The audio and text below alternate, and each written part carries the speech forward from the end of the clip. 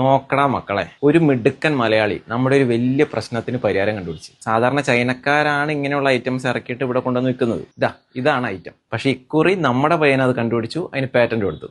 1 2 3 4 charge. Perfect.